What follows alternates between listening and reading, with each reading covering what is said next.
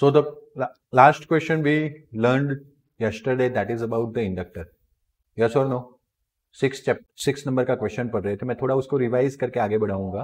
तो हमने कल देखा था कि इंडक्टर के साथ हमने वोल्टेज सोर्स ज्वाइन किया था, and that voltage source is Vm. Okay, और Vm क्या है? V sin omega t. Vm क्या है? V sin omega t. Okay, और voltage across the inductor, okay, V equals to Vm sin omega t. Sorry, that means मैं जो V बोला V sin omega t, उसमें my mean is Vm, but वो wrong ही था वैसे. चलो, तो V equals to Vm sin omega t, that is my source. What is the voltage between the two ends of the, across the two ends of the inductor? That is minus L di by dt. So the overall summation of two voltage is 0. According to the which law? Kirchhoff's loop rule, या Kirchhoff's second law भी बोल सकते हो. Okay? Now, according to that, V equals to आपको क्या मिला? Yes, L di by dt. And from that, dl di by dt आपको क्या मिलेगा? Yes, V by L. V की वैल्यू क्या है?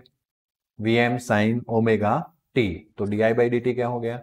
Vm by L sine omega T, क्योंकि L जाएगा कहाँ पे? यस. ओके, नाउ नेक्स्ट अगर हम बात करें, that's why di equals to Vm by L sine omega t d t. यहाँ पे एक टी आएगा. ओके, फिर हमें करंट चाहिए था. मैंने थोड़ी बातें कल एक्सप्लेनेशन की है, तो मैं इसको स्किप करता हूँ. फिर हमें क्या चाहिए था? करंट चाहिए था. And for that what we are going to do? We are going to integrate this equation. Vm by L is a constant, that's why integration से बाहर. Sin ओमेगा टी का integration minus cos omega t, और again omega t का derivation क्या है? Derivation, that is omega. What is that? Omega, जो कहा जाएगा डिवीजन में, प्लस क्या आएगा? Constant. And this integration d I is known as I. Integration d I क्या है? आई. क्लियर? फिर मैंने बोला था कि डोंट डू दैट. हम वर्बली बातें करेंगे कि अगर वोल्टेज एक्सिस के अराउंड सिमेट्रिक है, तो करंट भी क्या होना चाहिए? एक्सिस के अराउंड सिमेट्रिक होना चाहिए. And that's why this constant term should be time independent as well as zero.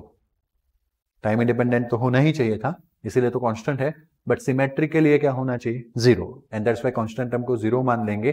तो आई इक्वल्स टू आपको क्या मिला? माइनस Vm ओमेगा L, ये दोनों का मल्टीप्लीकेशन, कॉस ओमेगा टी. यहां तक क्लियर? यहां तक बातें मैंने कल कंप्लीट करवाई थी. ओके, तुमने देखा वो लेक्चर? ऐसा नहीं करते. आप देख लो बेटा, प्लीज देखो. मैं उसका एग्जांपल सेट कर रहा हूँ. इसका मतलब ऐसा नहीं कि उसको डांट ही रहा हूँ, बट थिंक है, सर्टेन नहीं होता है, कुछ चीजें जाना पड़ता है, छुट्टी हो जाती है. लेकिन क्या है कि इतना इजीली मेरे को कवर कर पाया ना. तुमने भले मुझे सपोर्ट किया, मैंने देखा पूरे लेक्चर में, बट फिर भी कहीं ना कहीं तुम्हें डाउट जाएगा, क्योंकि तुम्हारा प्रीवियस क्लियर नहीं है. इससे पहले हमने रजिस्टर्स कंप्लीट किया था, कल 2.5 घंटे का लेक्चर था. तो आप कभी भी छुट्टी लगाओ, कभी भी छुट्टी लगाने में दिक्कत नहीं है. मैं रात को भी 15 मिनट निकलता है मेरा ये सब अपलोड करने में, जिसका मेरे को कोई फायदा नहीं दिख रहा है. लंबे लंबे टाइम तक मेरे को कोई फायदा नहीं दिख रहा है ना. मैंने जो किया था शायद स्टार्ट लॉकडाउन में, तो खास मैंने फायदा देख के ही किया था कुछ होगा, बट मुझे कुछ नहीं मिला. बट द थिंग, फिर भी मैं 15 मिनट निकालता हूँ. बाकी वो फेसबुक पे आ ही जाता है, बट फिर भी मैं यूट्यूब पे भी अपलोड करता हूँ, ताकि आप लोग ना फंसो. एटलीस्ट देखो, जब भी छुट्टी लगाते हो, मानो कि आप लोग जो भी लोग कल आए थे, वो जरा एक बार ऐसे सोच के देखिए कि कल आप नहीं आए थे और आज इस लेक्चर में बैठे हो. बहुत ज्यादा इफेक्ट लगेगा, क्योंकि कल मैं काफी कुछ चीजें बोला हूँ आर रजिस्टर्स के लिए, जो आज नहीं बोलूंगा. सो दिस इज द थिंग. अब जब भी छुट्टी लगाते हो, फिर दूसरे दिन लेक्चर आते हो, प्लीज रिवाइज द लेक्चर. आगे वाला जो लेक्चर जो आपने बंक किया है, या तो फिर बंक नहीं किया, सॉरी, अब एब्सेंट रह गए हो, तो उसको आप रिवाइज करके आइए, है ना. ये सबको हैबिट डाल देनी है ना. अब क्या बोलूँ मैं, ज़्यादा उतना टाइम बचा नहीं है आप लोगों के पास, सांसें रुकी हुई है. जो मैं बोल रहा था वो सिचुएशन से याद आ रही है? बहुत पहले मैं बोल रहा था, लास्ट में धड़कनें धक धक धक धक होगी, हमारे पास टाइम नहीं होगा, चारों ओर से फंसे हुए होगे, है ना. बट डोंट डू, प्रेशराइज मत हो जाओ, है ना. प्लीज अभी भी टाइम निकालो, अभी भी रास्ता निकालो, कुछ भी करो, लेकिन प्रेशर को हैवी मत होने दो. ओके, चलो. नाउ देखो, I m equals to minus Vm omega L cos omega t. एक और रास्ता है मेरे पास प्रेशर रिलीव करने का. वो रास्ता ये है कि माइंड में एक चीज ए कर लो कि सर के 15 पेपर्स एनी हाउ करने. सेक्शन बी वाले जो 15 पेपर्स है, मैंने अभी 5 ही दिए ना, 10 दिए ना, तो 5 बाकी है, वो एनी हाउ करना है. आगे के है इन शॉर्ट, आप पूरा देख लेना एप्लीकेशन में, मुझे भी नहीं नंबर का आइडिया है. बट वो एनी हाउ करना है, यहाँ से मेरे 50% तो कवर हो ही जाएंगे। ओके, एमसीक्यूज में सर गाइडेंस देंगे, लास्ट में वो करना है, बट उससे पहले ये 50 तो हो गए, दूसरे और 30, इसीलिए तो मैं इतना कॉन्फिडेंटली बोल रहा हूँ, है ना। हाँ, ये रहा सामने फोटो उसका, फोटो के अंदर फोटो है, देखो बुद्ध जैसा, वो उस रात के 1 बजे का फोटो है जब मैं उसके लिए वर्क कर रहा था। बट वट एवर, उसमें तो वो बात तो छोड़ो, but the thing, second thing, दूसरे 30 मार्क्स मुझे अगर इंक्रीज करने हैं तो मुझे अपने हिसाब से भी कुछ करना पड़ेगा, तो मैं ट्रैकिंग करूंगा। आप अपना ट्रैकिंग स्टार्ट करोगे तो आपके ऊपर से रिलीफ जनरेट, प्रेशर कम होता जाएगा। मतलब जैसे आपने मस्त प्रिपरेशन कर लिया चैप्टर नंबर 1 ऑफ फिजिक्स, मतलब आप रिलीफ हो गए, मुझे चैप्टर 1 फिजिक्स आता है, फिर धीरे धीरे करके आगे बढ़ो, चैप्टर 2 आ गया, फिर चैप्टर 3, जब 5-6 चैप्टर इसमें आ जाएंगे, 5-6 चैप्टर केमिस्ट्री में आ जाएंगे, तो आपका काफी सारा रिलीफ हो जाएगा, प्रेशर निकल जाएगा। बट आपको उसके लिए थोड़ा सा हार्ड वर्क करना पड़ेगा। और अभी जितने भी कम टाइम में आप 6-6 चैप्टर जो चले हुए हैं टर्म 1 में, उसको एक बार कंप्लीट करके रख दो, उतना आपका प्रेशर कम है, समझ में। और ज्यादा टेंशन मत लो, याद रहता है कि नहीं रहता है ना, उसके बारे में ज्यादा मत सोचो। क्यों? क्योंकि वो याद रहना ही है। आप अगर उसके बारे में सोच सोच करोगे ना तो उसका फ्रूट नहीं मिलेगा।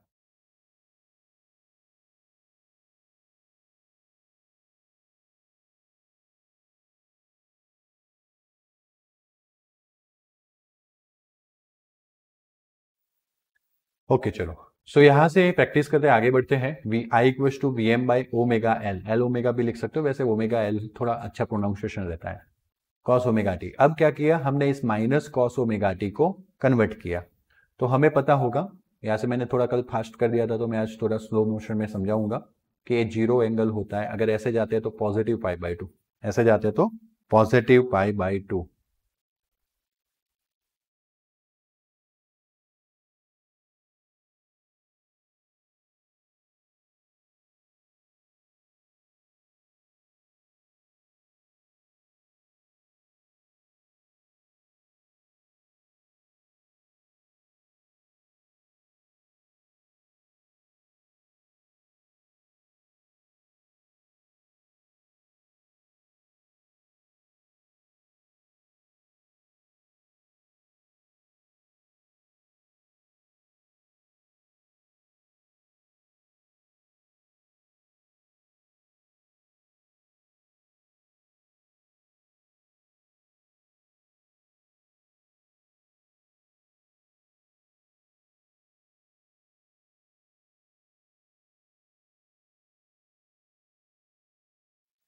चलो अपना अपना काम करते हैं।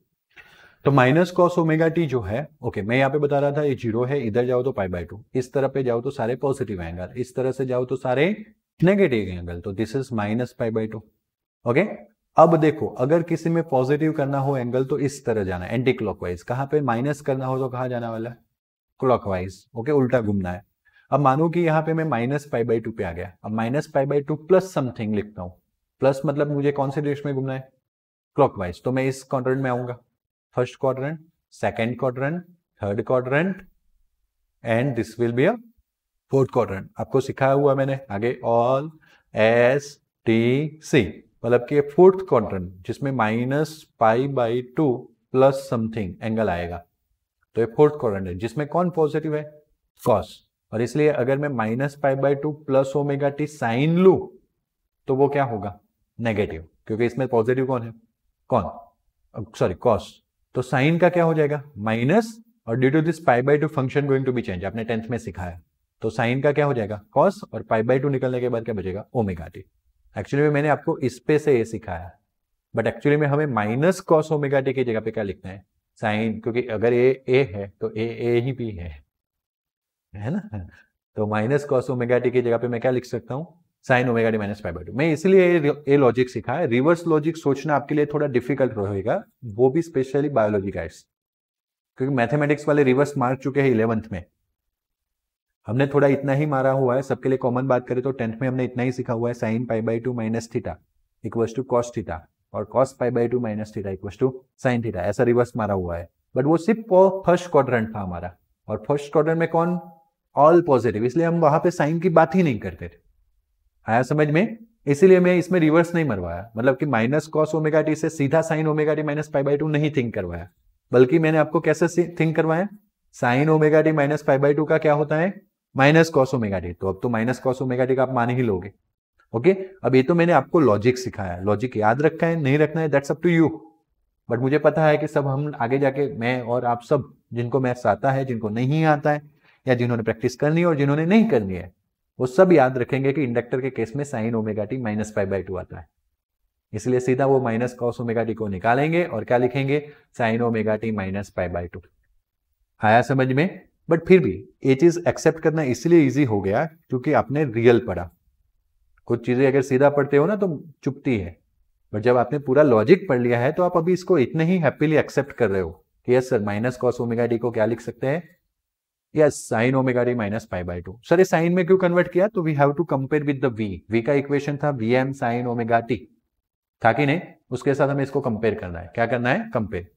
तो ए आई है, ए भी आई है, तो I equals to V M अपन omega L sine omega t minus pi by two. V M अपन ओमेगा एल को क्या बोल सकते हैं, आई एम, तो आई इक्वल्स टू क्या है, I M sine omega t minus pi by two. बात clear? This is the maximum current, this is which current, maximum V M अपन omega L. Where now what happen, अगर आप थोड़ा सा आगे का याद करो तो आई एम इक्वल्स टू हमने क्या प्रूव किया था, V M upon R, where R is the resistance, voltage upon resistance करते हैं तो करंट मिलता है, तो यहाँ पे तो वोल्टेज का वोल्टेज है, सामने करंट का करंट है ना, मैं कैपिटल आई की जगह पे स्मॉल आई करके जा रहा हूं क्योंकि हमें एसी करंट के बारे में पढ़ना है जो स्मॉल आई से रिप्रेजेंट किया जाता है। तो ये आर की जगह पे कौन आया, ओमेगा एल, कौन आया, ओमेगा एल, मतलब कि आर का काम कौन करेगा, ओमेगा एल, कौन काम करेगा, ओमेगा एल, आर जैसा, आर रेजिस्टेंस का काम कर रहा था। तो बस वही चीज है कि इस ओमेगा एल को हम इंडक्टिव रिएक्टेंस बोलते हैं, जिसको शॉर्ट में एक्सएल से डिनोट करते हैं, एक्स मतलब reactance, L for inductor. Okay, मतलब आगे जाके क्या आ सकता है, एक्स ही आएगा भी सही। तो एक्सएल इक्वल टू क्या हो गया, ओमेगा एल, जो रेजिस्टेंस जैसा काम कर रहा है, तो रेजिस्टेंस का यूनिट क्या है, ओम है। द इंडक्टिव रिएक्टेंस, देखो आ गया, जिसको हम बोलते हैं इंडक्टिव रिएक्टेंस, वो क्या काम करेगा, that limits the current in a which circuit, क्योंकि अभी हमने जो सर्किट लिया था दैट इज प्योरली इंडक्टिव, वो सर्किट कैसा था, प्योरली इंडक्टिव था, ओनली इंडक्टर इज दैट, है ना। लाइकवाइज अगर प्योरली रेजिस्टर्स इज दैट, तो रेजिस्टेंस उसका काम कर रहा था, आया समझ में, as same way as resistance limit the current in a, जैसे करंट का लिमिटेशन कौन करता है, resistance. Okay, like wise inductor circuit में करंट का लिमिट कौन क्रिएट करेगा, इंडक्टिव रिएक्टेंस, है ना। ये टॉपिक डेंजर है, इस पॉइंट पे आके रुकना ही पड़ रहा है।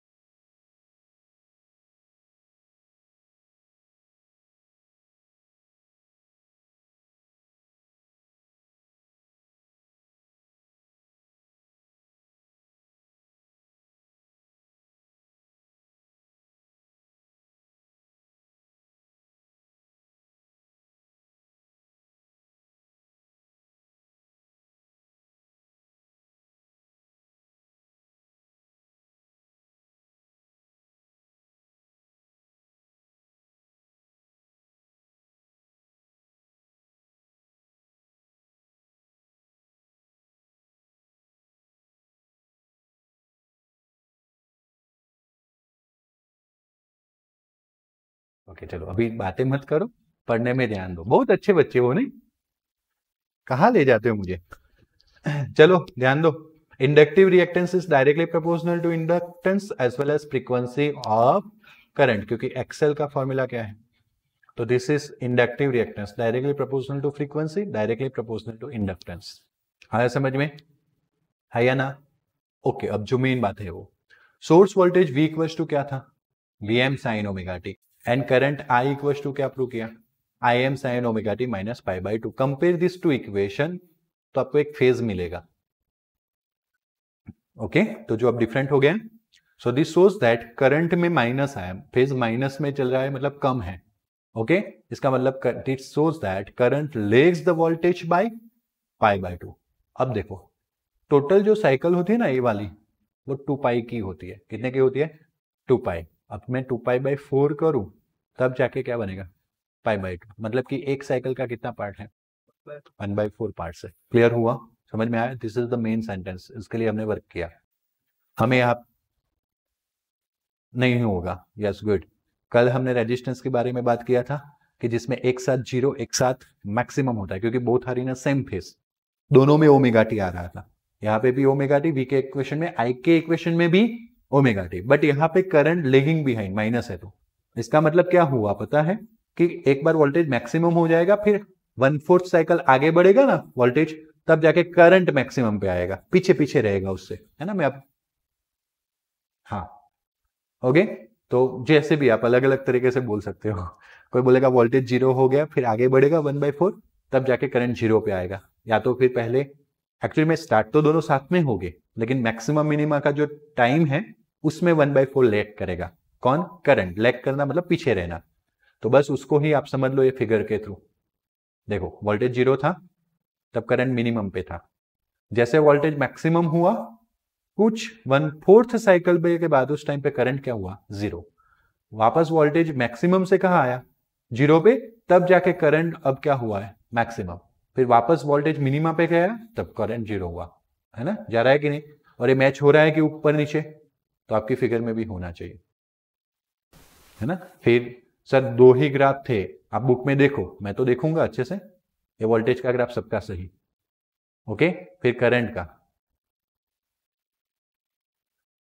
ऐसे कहीं ना कहीं घूमता रहेगा, तो ये नहीं चलेगा। वैसे देखने जाए तो ये रेजिस्टेंस जैसा हो गया, साथ में साथ में साथ में, ओके। तो मतलब इन शॉर्ट मुझे कुछ भी नहीं चाहिए, मुझे प्रॉपर चाहिए। मैंने बोला कि अगर ये फिगर इतना इंडिकेशन कर रहा है बुक का, तो आपका फिगर भी वो इंडिकेशन करना चाहिए, बात ये है।